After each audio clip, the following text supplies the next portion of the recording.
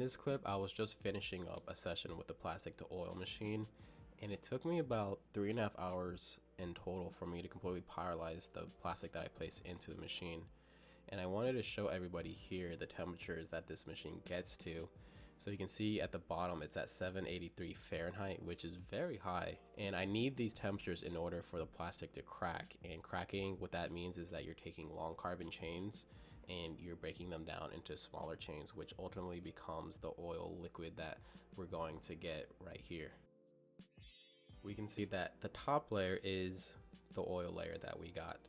So fumes are going through the bottom layer, which is a water layer, and those plastic fumes, they condense into a liquid form, and as everyone knows is that water and oil does not mix, so therefore we have the oil resting on top of the water layer. So now in order for me to get this oil, I need some kind of fuel supply, some kind of feedstock, and obviously that is the plastic. And luckily for me, Dr. Culhane, he has a copious amount of plastic on the property he stays at. And it's important to know that the only type of plastic that I'm using are the numbers 2, 4, 5, 6, and 7.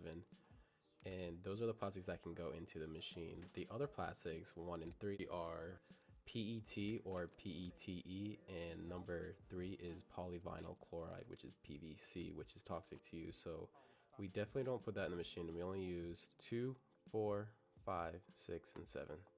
That is, by the way, a Harvestman. They're really sweet, and we don't mind them at all. And you may be familiar with these numbers. You've probably seen them on your water bottles, you've probably seen them on water jugs, or any kind of plastic. Since plastic is everywhere, most of the time you'll find a number that is imprinted on the container, and that just determines what type of plastic it is and what you can do with it and where you can recycle it appropriately.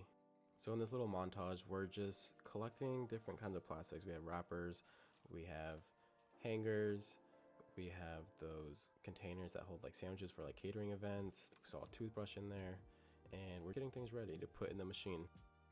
So now we're actually going to take the pieces of plastic that we collected and we're going to throw them in the machine. We're going to throw those pair of glasses that we found. We also definitely want to put in those 6-pack O-rings that we're so familiar with that choke turtles and do a lot of harm to the environment and quite frankly to our entire biosphere.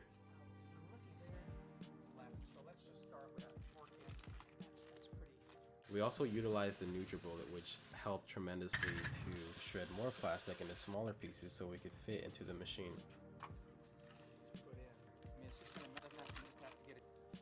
And to just give everyone kind of an idea of what the container looks like, this is all it is. This is where we're putting the plastic in. It's really nothing too shabby. It withstands the high temperatures to pyrolyze the plastic, and that's all we need.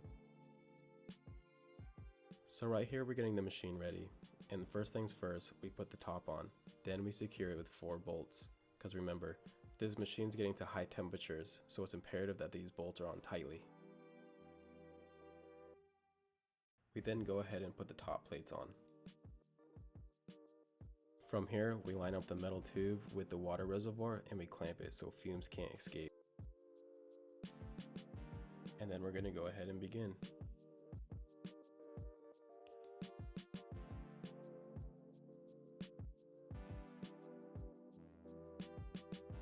From this point on, you'll notice that the temperatures are rising.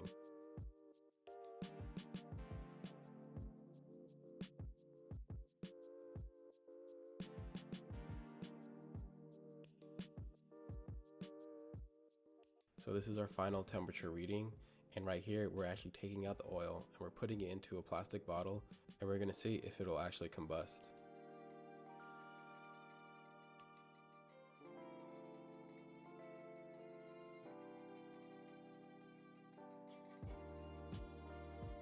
So to test out our oil, all we did is we just poured a little bit on this already burnt soda can, and we took a match to it, and what do you know, it lights on fire.